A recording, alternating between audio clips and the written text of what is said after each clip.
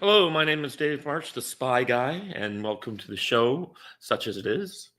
I recently started doing this once again, trying to get people out there.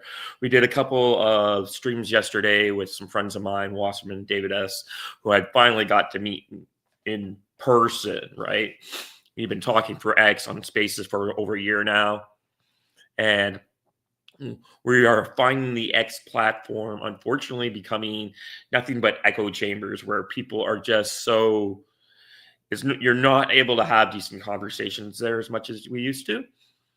And you get people who come on and they just are so tribalistic, and you just can't have a decent, coherent conversation as much as we used to. So the plan is going forward, we're going to start doing shows with Wasserman for certain, David S., other people. I have I know some people in the geopolitical space who have larger platforms. Oh my God, couldn't wait 2 seconds, could it, right? Sorry about that. New voicemail. I didn't get it. And yeah. The voicemail from last night. Why am I getting another notification now? Anyways, we were talking about that. And now I'm wanting to talk, but there's also the other reason why I really wanted to start up the channel again is to talk about the nature of intelligence and how it actually works. Because we have this view of spies and intelligence operations and all this glamorous stuff from James Bond or Zero Dark 30 that tries to be realistic. But half of intelligence is just what we saw with the Christopher Steele dossier.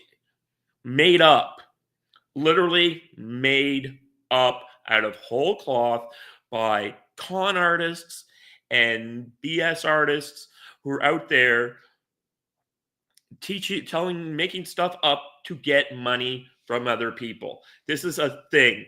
And it's also, the other thing is that if you don't tell your principals, which is usually what they call them, what they want to hear, they will find someone else who will tell them what they want to hear, and you might not get promoted or rise up the ranks because you're telling the truth, and someone higher above you, a John Brennan type, wants to deliver what the principal wants to hear and not tell them what is actually going on. We have been seeing this for the last year in Ukraine with the Trump administration, where General Kellogg and all these other people are just making stuff up in order to continue the war because they got fat contracts flowing to defense contractors. And hey, I don't mind some of that because I own shares in Raytheon and Lockheed Martin. I've been making my money, but have you? I'm going to guess a lot of people out there don't. I was shocked the other day when we have most of the audience I would think is American, but in Canada we have something called the RRSP system. And it is an alternate it's very similar to the 401k system in the United States. So we've had it around since the 50s. And I was just shocked to find out only 20% of Canadians had these. That was kind of it. So I would assume everyone who's in private sector jobs is getting a matching RRSP contribution, which I've been doing since I first started working professionally. And no, I had a friend of mine in his 40s who suddenly realized had to do it. And he didn't know how to do it. And he's like, no one ever told me this. And I'm like, my dad had this talk with me when I got my first real job, when I was not working temp. And he went over the whole RRSP schedule. So the fact is, the vast majority of people are not benefiting from having stock options and that kind of thing. But there's a lot of really rich people out there who want the war to continue because they're when you're a general and you retire and you go on some board of some defense contractor, you have every incentive to keep these wars going on forever. And that's where intelligence agencies come in. A great example, you probably have never heard this. It's Agent Curveball. And this was confirmed. You can find it, how I learned about it, by going to the Spycast podcast which is hosted by the U.S. Intelligence Museum. And they were interviewing, I can't remember what his rank is. He's the deputy director of European operations. It's a pretty senior post, like one of the top 10 posts in the CIA, right? You're in charge of all of European operations. I'm just going to see if I can find that here.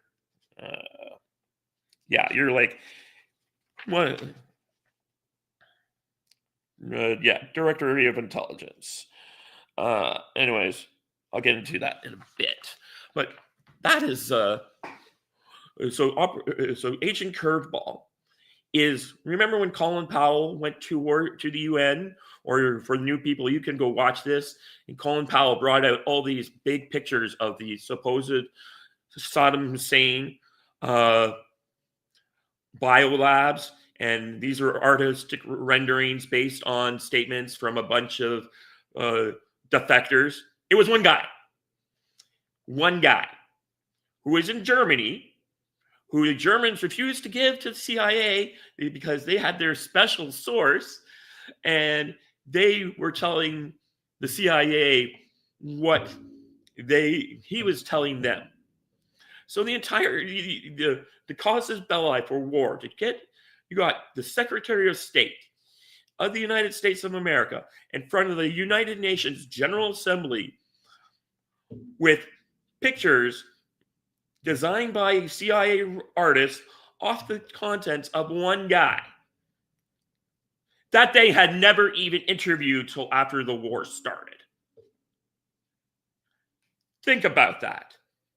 That's the kind of thing that we have happening in intelligence operations every single day. You have con artists who will go to these guys and tell them what they want to hear and make stuff out of whole cloth because they want to get paid. Intelligence agencies may not know they're lying, or they are lying. Like, there was this whole thing in the 70s under Andropov where he was convinced, and into the early 80s, that the West was planning to launch a nuclear attack against the Soviet Union. He was getting up there in his old age. He wasn't true. He was just allowing paranoia. Who knows? It's kind of hard to say what was going on. But if you were in the KGB, and if you didn't, or the GRU, and if you weren't providing intelligence that showed that the West was planning on doing a launch and a sneak attack, you weren't getting promoted. And damn it, people want to get promoted, don't they? No one wants to sit around and let me just close the door here. The neighbors are next door. So yeah, that's how you have to look at incentives in anything. You must be looking at the incentives of what people are planning on doing. If the incentive is that the decision has been made, we're going to invade Iraq, there's nothing you can do about it but provide us the best stuff, then you're going to do it. Or you're going to resign, maybe you leak some stuff to the newspapers. But once the gears are grinding along, who are you to stand in the way of that? Don't you want to get promoted? Don't you want to rise the ranks? Don't you want to play ball with everyone else because they're going along with it? That's what happens with intelligence. So if the story we get from the NATO Secretary General, the Russians are outproducing us in vehicles and manufacturing equipment 3-1, and the artillery shells are firing off 7-1. Yet the Russians are still taking 2-1 casualties, or 5-1 casualties. I'm sorry, that's not how math works. That's not how statistics works. That's not how war works. And you can go around and tell me, well, I have doctorates and PhDs and all this other stuff. And I'm like, I've spent the last 27 years of my life. I have a giant library behind me of books. And you sound just like German generals in 1941. Or 44, right before Bagration, right before 20 divisions are destroyed in a day. This is how war works. It doesn't care about your preferred narratives. Incoming artillery fire doesn't care about your preferred narratives. A good example, I was at Thanksgiving dinner. Canada, Thanksgiving dinner is your Columbus Day, so we have it earlier. Yeah, water. And my it's kind of complicated, but my mother's dating this guy. He has like four grandchildren, a bunch of grandchildren, and one of them is in the Canadian Armed Forces. And he was talking to his dad, who was also in the Canadian Armed Forces, and they were comparing training techniques because we're still training our soldiers like they're going to fight in Afghanistan. And I was nodding along and listening because, it sounded pretty standard to me. I'm not, never been in the military. I did try to join. According to my brother-in-law, I think my mother and him this guy are not married, but they're pretty much common law at this point. So my brother-in-law and his son are talking about this stuff. And, oh yeah, he had told me why. It's like, when I tried joining the Canadian military, he said, yeah, that happens every year. That's why we always have a manpower deficit, because they completely screw up and give people the wrong dates to show up for different things. And that's what happened to me. And by the time the time came around for me to go and do that, I was working full time. So, and doing pretty much what I probably would have done for the Army without getting shot at. So they were talking about doing like these infantry rushes and all this other stuff, and he was my brother-in-law was talking about how they didn't do infantry rushes in his training because he was in transportation, so they were doing like vehicle training and defensive vehicles. And I'm listening to them, and then I'm listening to Colonel Daniel Davis today, and he's talking about how we are not prepared. There's this article that just came out about Ukrainian soldiers are complaining that the Polish and Czech army instructors didn't know what they were doing. We've been at war for 4 years, and we're still not prepared for war. So Christmas will be coming up soon, and if this kind of conversation comes up again, I'm going to ask them, so what happens when you're doing your infantry training? 20 drones appear on the horizon with fiber optic cables driving them so they can't be jammed, and start approaching you and your guys at 50 to 100 miles an hour with what's your plan? Because that's what every day in Ukraine is like. What's your defensive plan for when a bunch of drones come flying in, carrying high explosive grenades attached to them, and are going to be driving towards you guys? Do you even have a shotgun capable of knocking them out of the sky? My guess is they don't. We're training our soldiers on Afghanistan, and we're watching what's happening in Armenia, Azerbaijan. We're watching what's now happening with the Russians and the Ukrainians, and we're not preparing for it. And we're going to get killed for this. Like, a lot of people die before that. And the thing is, we don't have militaries like the Russians or the Ukrainians. We don't have vast surges of trained manpower anymore.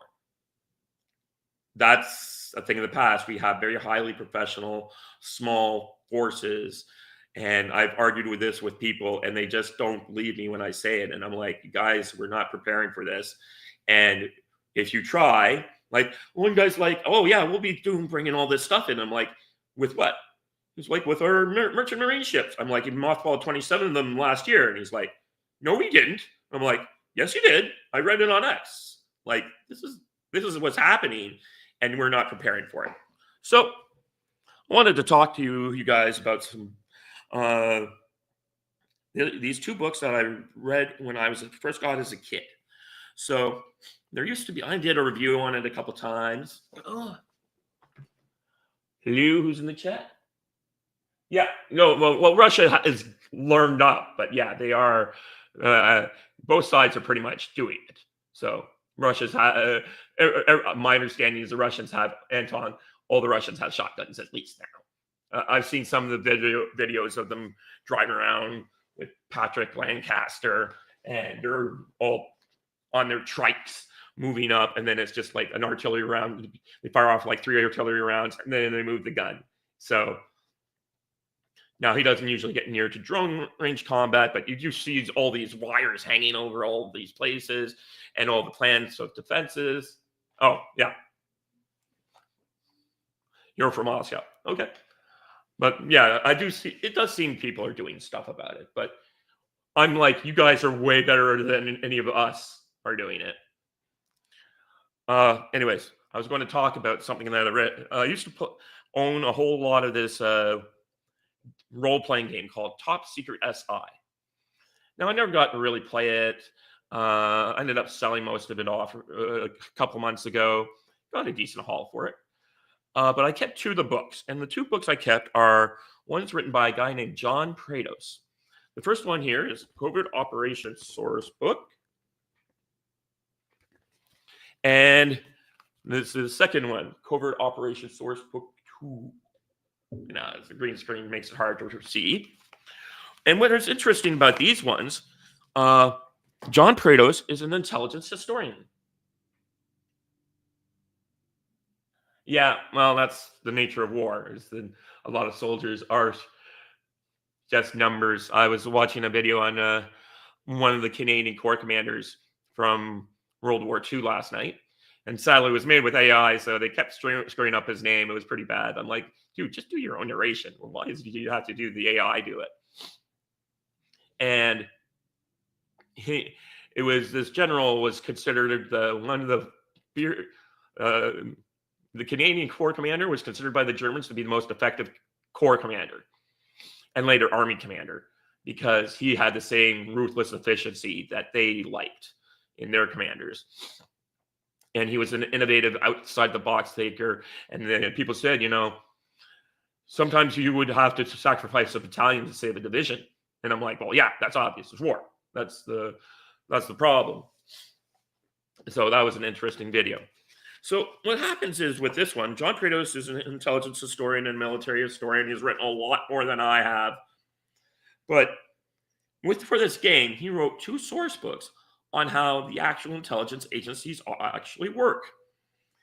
And how the first book is on the 2 superpower intelligence organizations, the CIA and how it's organized and operates. And then the second book is on part of the book is on the KGB. Now, the KGB is kind of out of favor right now.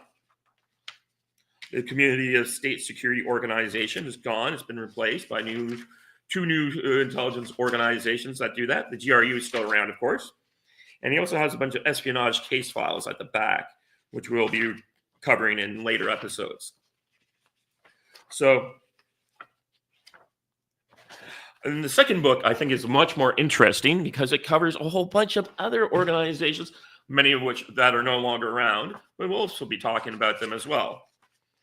He has a history of British intelligence, French intelligence, the GRU, of course, Russian military intelligence, which still exists, Israelis intelligence services, the Soviet bloc intelligence services, and West German intelligence, and then some stuff on operating areas during the Cold War. So that's what I'm going to be focusing on as well. So we do an alternating between interviews or panel discussions with people like Wasserman and David S., and maybe some bigger high-profile names. I have one guy I know who said he'll come on any show once. And he's a patron / I'm a patron / friend of his. We've met a couple times in real life.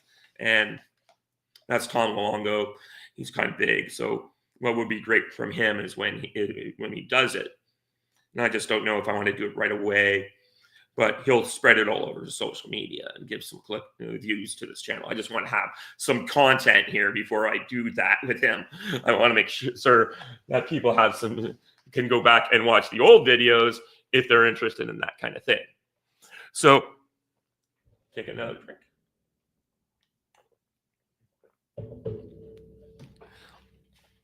So, what's kind of interesting I was reading is his introductory stuff.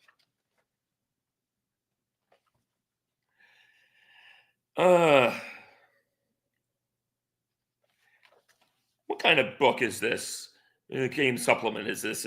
Anyway, it is a supplement for the top secret administrator who wishes to run the most realistic campaign possible. It's a supplement for players who wish to participate in such a campaign, and it's a source of material for any gamers who are interested in espionage or are looking for a little background to spice up or further develop their campaigns. But it's also a book for anyone who is interested in spying and wants to learn a little more about the way spies work. These readers might not even play the game. The book's emphasis on case histories and downplaying the game mechanics makes it a useful source for anyone who wants to learn more about the hottest of hot topics. You'll see how secrets are learned and traded, how double agents are made, used, and disposed of. You will read stories of incredible treachery as well as tales of both brilliant and bungled investigations. In short, you'll get a look at how the spy business works in the real world.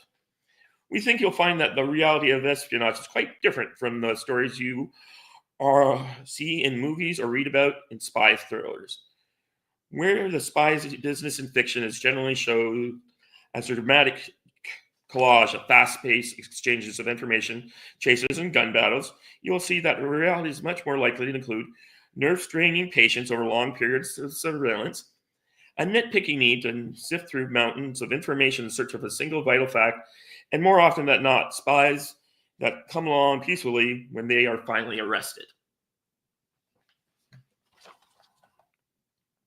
Of course, fictional espionage has drawn its fundamental ingredients: far-reaching conspiracies, life or death missions into hostile territory, codes and code breakers, double agents, triple agents, traitors, and patriots from real-life events in the world around us. Most of the events postulated in fictional espionage are, if not likely, at least not impossible given the realities of the trade.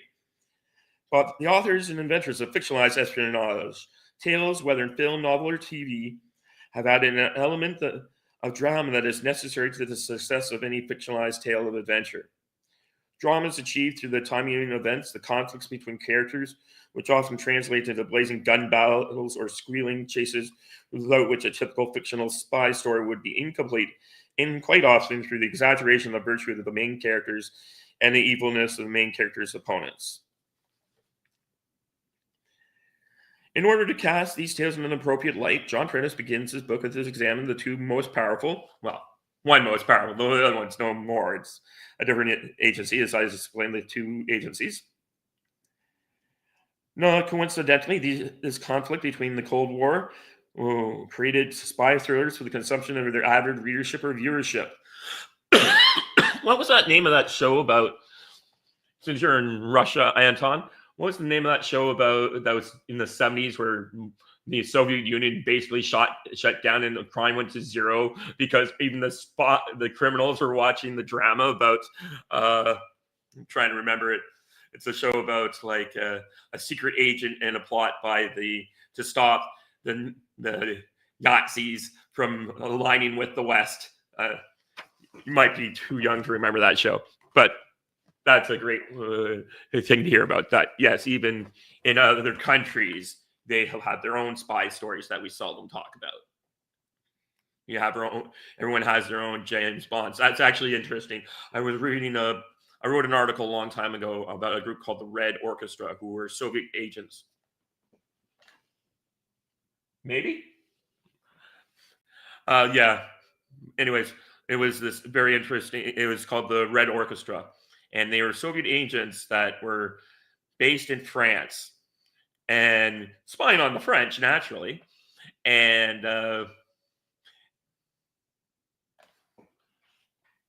yeah, I think it's 12 Seasons of Fall. I think that's the show. So they had these guys were like infiltrating the French, and then whoops, Nazis invade, and suddenly they're spying on the Nazis. It was pretty funny when so it's actually interesting. Like here, what the Germans did, Adware, which was their intelligence network before World War II and during World War II, they ended up infiltrating. They spent the bulk of their time infiltrating a bunch of neutral countries because they thought, like in World War I, these would be the secret hubs of espionage that they could exploit. They put all their efforts into basically putting agents into Norway, Netherlands, and Denmark. And which, of course, they all get overrun in 3 months, and they're like, crap, what do we do? It's entirely true. Anyways, so they had these guys, and one of the Russian agents apparently would call himself John Smith or something like that, because in Soviet Russia at the time, that was kind of like the James Bond. He literally named himself James Bond for Soviet citizens. And he had a giant collection of shoes because he couldn't get any shoes in the Soviet Union. So growing up shoeless, when he gets later raided, and I'll get into the details on that and the really dumb thing the GRU did at the time, and which has like it's kind of the Nona files related. Anyways, this show goes on by where was I thinking? Oh yes, so he had so when they raided him, they just found like nothing but shoes around his house because he couldn't get any, and most of them he had never worn. He just wanted shoes, and there's some great stories that come out of that organized story. We'll be covering future episodes. We'll be talking about the double cross system and that fascinating thing. We'll be talking about Enigma. There's a reason why Enigma doesn't get classified until the 1970s. It's because a bunch of third world countries ended up buying Enigma machines, and they were using them until the 60s. So all these guys who thought they had unbreakable coding devices were getting routinely read by the British and the Americans throughout the 60s because they could read. Places like Iran, I think, had an Enigma machine that they bought from the Germans, and they didn't realize that it was being cracked every day. No wonder why most of it fell. They were reading his mail. And we'll be getting into more of that kind of thing in the future.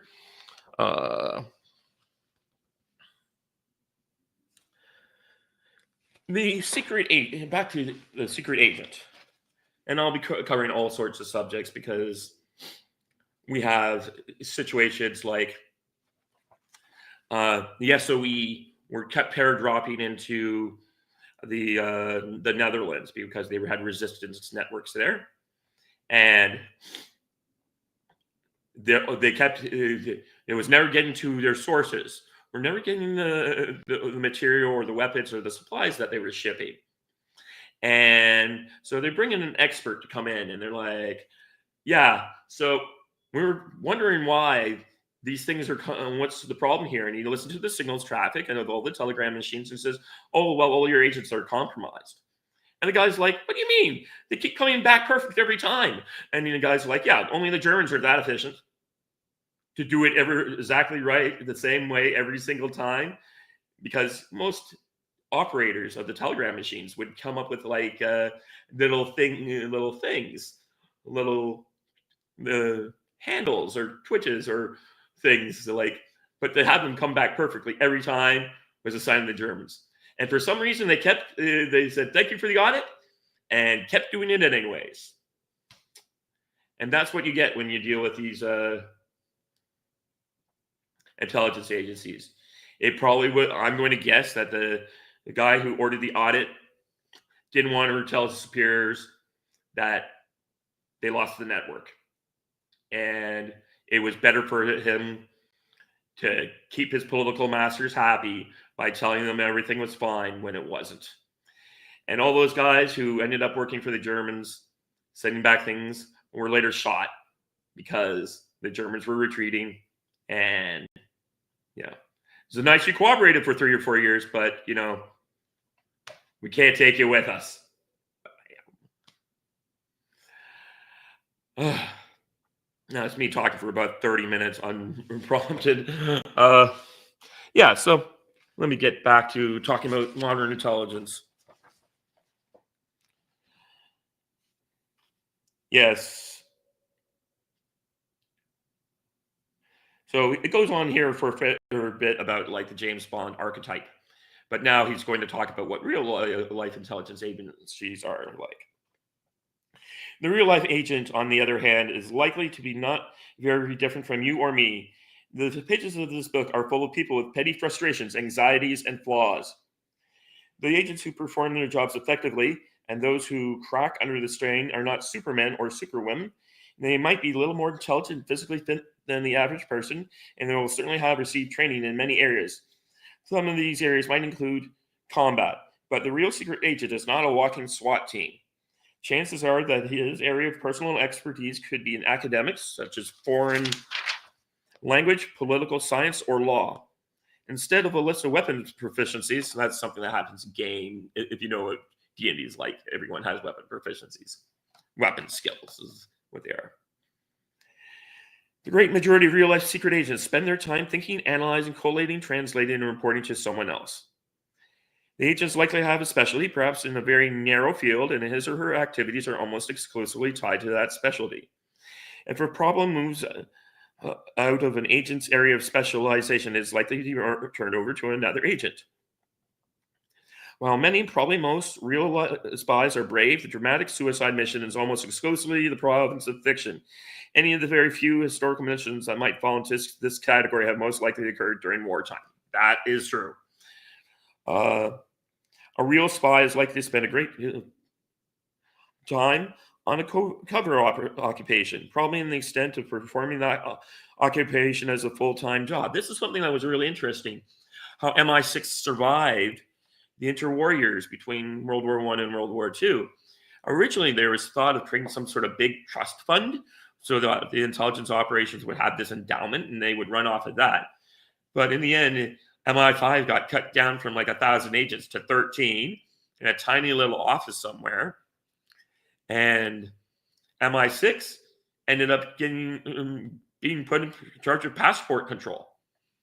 And they lived off the fees of passport control. So the MI6 agent in a British embassy somewhere else was also the passport control officer and had to do that full time as well as spy.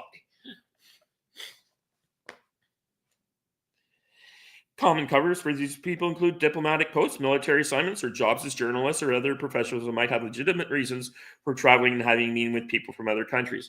Yeah, and there's also that. We have these cooperating agents, or you're a businessman that goes off to foreign countries and you meet with foreign dignitaries and you come back to your home country and you sit down with a CIA agent or MI6 agent and they debrief you on what you've been doing. That's what happened to Carter Page. Like, the FBI burnt a CIA asset, even though the CIA did send the email saying, hey, this guy's one of ours. He's kosher. They purposely burnt a CIA asset. And then some guy, Kleinsman Smith, had to go to jail for a year. That's all you get, a year for jail after you send out a burn notice on someone and lie to a judge. Ridiculous. In summary, okay, I'll skip this summary.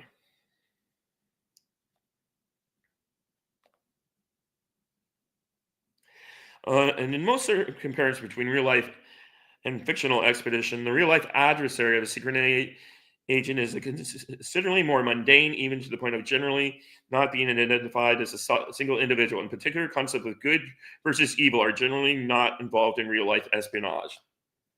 The antagonist of a real spy is like to be someone very much like the spy himself.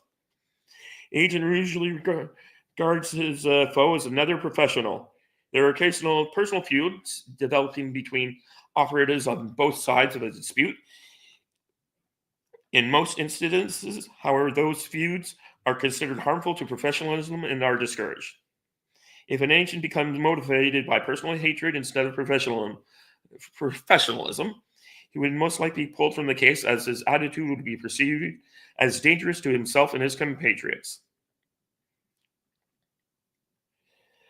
The motivations of the antagonists are also very different from those of the fictional portrayal. And in many cases, the antagonist motivations are indistinguishable from the secret agent's own motivations. No matter what side of a dispute a secret agent is on, he was almost always motivated by patriotism or a sense of duty or occasionally greed. Actually, a fair amount of it's greed. The whole thing with Jonathan Pollard right now is a lot of that is about the fact is he might have done a lot to save Israel and he can be claimed to be a patriot for it. But he got paid a boatload of money for that information. It was all about maintaining a higher than done lifestyle. And for the most part, a lot of these guys are doing it for the money. Sometimes you get honey trapped, honey potted. I don't think Jeffrey Epstein was running a secret blackmail ring. We just don't seem to have a lot of evidence to support that. He just was like he might have been more like a high class pimp, providing young girls for older men. But I don't think that, and it doesn't look like the underage thing was his thing. Like, girls in different ages are different things, places, and that. But I won't get into that. It's kind of beyond things right now.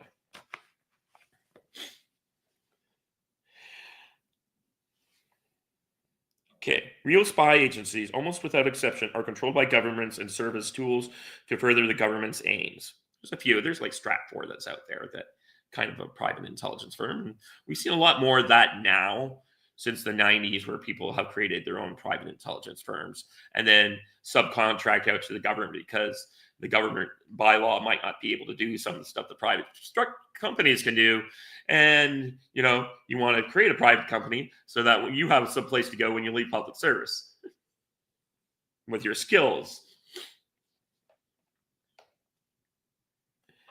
The motivation of the intelligence agency is, of course, dictated by the motivation of the government as a whole. Traditionally, this motivation is primarily concerned with gathering information about the controlling nation's enemies and, to a lesser extent, allies. Yeah, the CIA says there are three top, according to John Kariakou, who, another one I might reach out to one of these days once I have some content up here, who I met once briefly on Gonzalo Liro's old channel. He said the top three agencies that they're concerned about are the Chinese, the Russians, and Mossad, and Israel. And that they have huge amounts of Israeli spying on them all the time. And any intelligence or technology shared to Israel, they'll happily sell to the Chinese or the Russians, because that's just how they roll.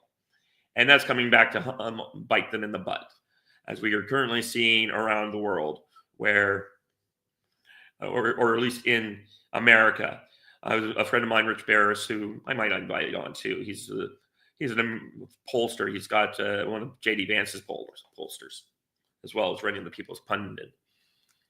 And he pointed out that in 60 days, he thought it would take 8 years for Israel to lose 20 points of support in the United States of America.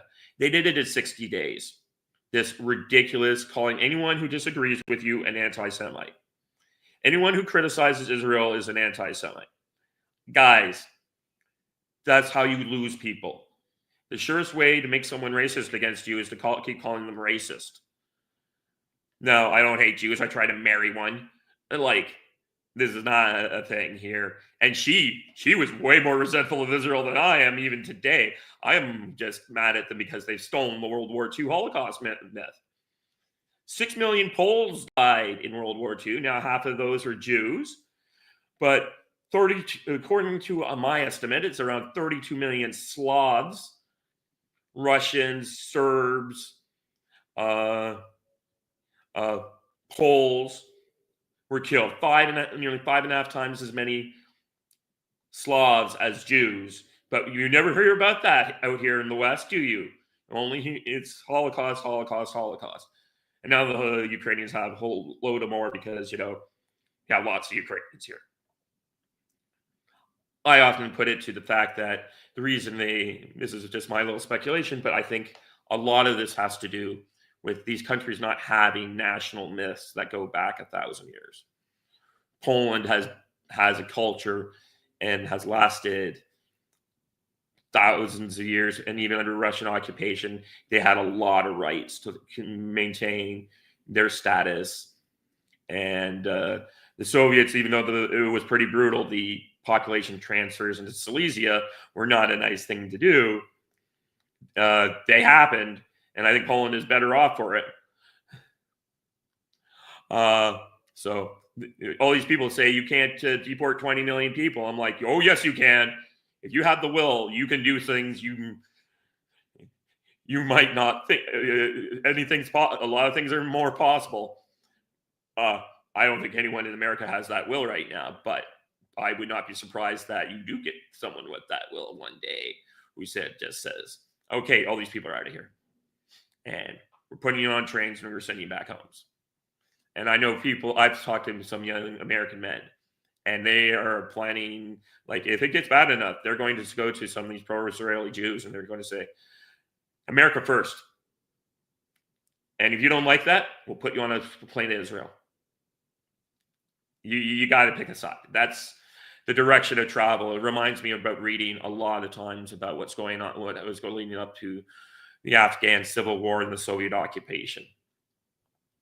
Just the radicalization in the universities and the statements and the rise of political violence. And we're watching that happening to a great extent in the United States. And it's just like, it's coming. They're still fighting it out with lawyers, but you made promises to the Trump administration and has made promises that they might not be able to keep, or they should be able to keep, but they're not, because they put people in who just think it's the same old, not realizing that if they don't get themselves going, we could end up in a Spanish Civil War type situation in a few years, and they're all put up against walls and shot by both sides.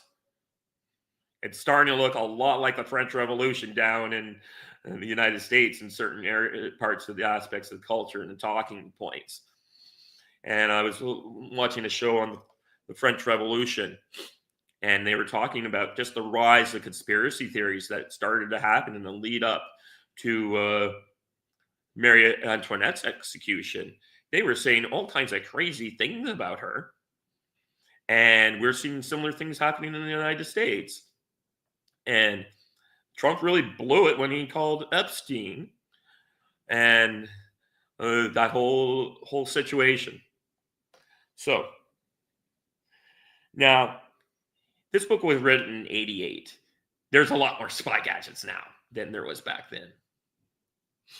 Instead of going to go on about the equipment, they only really, for a long time, the biggest and most sophisticated spy equipment was like the mini cameras and occasionally like a zip gun or something like that you could assemble on the way and smuggle into a country.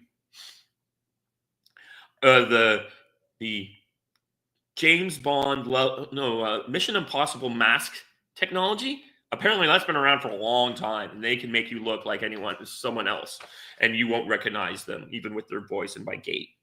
So that's been around, very available since probably the 60s or 70s. They got really sophisticated on the makeup. But now we know there's tons of gadgets because the microelectronic revolution has allowed us all sorts of fun things that, like, we're walking around with this thing here has more data than the Library of Congress on it, and would be a major breakthrough. True same fancy gimmick commonly used in spy literature had the basis in fact. The old cyanide capsule and the hollow truth trick was used by Nazi agents in World War II as a last resort to avoid grueling interrogation. Also, the CIA did that. Jonathan Powers, they were like, when he got captured by the Soviets after they shot him out of the sky doing that recon flight, he had a thing, and they said, "Oh, no, don't worry, Mr. President. He has a cyanide capsule. He'll use that, so he won't to avoid capture." Oh, he didn't. And then we get the Bridge of Spies. Both sides employ cameras hidden everything from belt buckles to briefcases, and they're very deadly and specialized firearms that have actually been invented employed by real-life secret agents. Yes, there was really a ballpoint pen with a single-shot .22 pistol concealed within it. Cars, however, are another matter. Since the agent's primary objective in real life is to remain undetected, it's far more likely to drive a beige Ford Escort than a fire-engine red Ferrari. And there are no reported cases to date of these cars suddenly spreading wings and flying away or splashing into the ocean for a submersible escape. Now, that would be fun, though. The catch-all category of...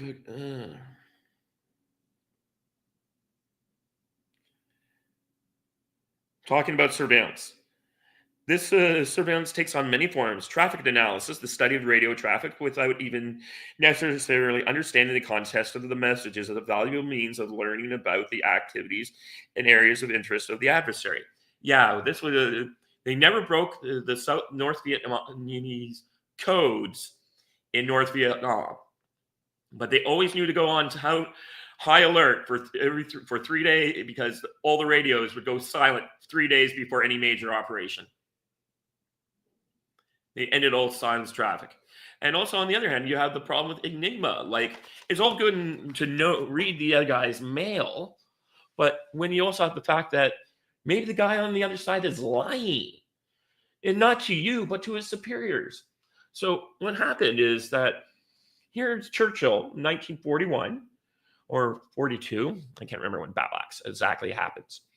But he's talking to Wavell, and he's like, we're getting all these reports from Rommel, and Rommel is stating that all his tanks are broken. He needs all this equipment shipped to him. He's going up the supply chain. So obviously it's the best time to attack him. And of course, Rommel, having knowledge of how Hitler's mind worked and how the German procurement system worked, was trying to say, it was lying and saying that all his stuff was broken, so he would get priority over the Eastern Front. And so they would ship him more stuff. So the British launched Battle Axe, and Rommel's totally prepared and defeats the British because they're reading the mail but not understanding what Rommel's telling Hitler. And that's the kind of thing that we have. And that's why I'm trying to do this podcast series. It's just to get people this idea that other people in this world, that all spies are human beings, and they operate on the same motivations as all human beings do. They're doing it for ego. They're doing it for promotion. They're doing it because they do have an honest objective. And if that means having to screw over the other guy to get yours, that's what you're going to do. And many of the agents that are doing this are great like that, but other agents are not. And we're going to be covering it in the coming days and weeks. We'll be getting more and more into these things as I intend to do, like I said, more podcast shows with interviews and stuff like that, or panels like we had the two panels we did yesterday. Or we can do, or we'll be covering stuff like how did the KGB operate in the 1980s, 70s, and 80s, and that kind of stuff. And we'll be covering real life spy stories, like these case files in here that are pretty interesting. I did a case files, another great example of mixed signal to noise radio. I did a previous episode years ago about this Soviet defector. And he's in New York. And he goes to the New York, and he's like willing to work with them, passing on information about the documents. But he then says, I was really reluctant to come to your office because of your mole. And the FBI are like, what do you mean we have a mole? And he's like, you have a mole. That's why I'm been kind of hesitant about this. And the FBI spends the next 10 years tearing itself apart in the New York field office, trying to find the mole that was in the Soviet intelligence wing. Problem was, that's not where the mole was. The Soviet agent was right, there was a mole, but that was the guy who was infiltrating the Communist Party of America in New York. And he was he was double agent back to the Soviet Union, and he got fired, I think, I would recall. I'd have to look it up again. Or left the field office about 5 years in to go work private sector. And the FBI would spend all this time and energy. Careers are wrecked trying to find a mole that is gone. And that's what happens in these things. We have all these crazy stories about what happened, like the stuff with the Red Orchestra, which I was talking about earlier. The fact that it became like people like James Jesus Angleton, one of the Soviet defectors, came to him and they tortured him for years in a basement of Langley because they thought he was a Russian misinformation plant because the previous agent that they were working with told them so. And the reason he had told them so is because if this guy had not, he had run out of usefulness, right? When you defect and take all your stuff with you, you're done. You have no more use for you. We'll pay you off, we'll send you off and set you up. But you're not really of use to us anymore, except in cases like this, when we're verifying the defector. Well, the guy's like, I don't want anyone coming in and taking my job. So I'll just lie and say he's a Soviet plant. And that's what happens. That's the history of intelligence. I'll get into Agent Garbo. I was going to talk about that guy a little bit, but he's a fascinating one from World War II. We'll get into case files, agents, agencies. That's kind of where I'm going with this. So I've been talking for nearly an hour now, so I'm going to end this stream and get some work done. But that's kind of the direction of travel. And hopefully this will start to grow. And so I do it every day, as I'm told. That's how these things become bigger and bigger. And hopefully this is of interest to people. So I do have a locals page if anyone wants to support. I had one guy do that once years ago. And so I know it's possible. And that's where we're going on this journey. Come along for the ride. So be sure, if you like this and want to see more, like, share, subscribe, and we'll try and get more out there for you. Bye-bye.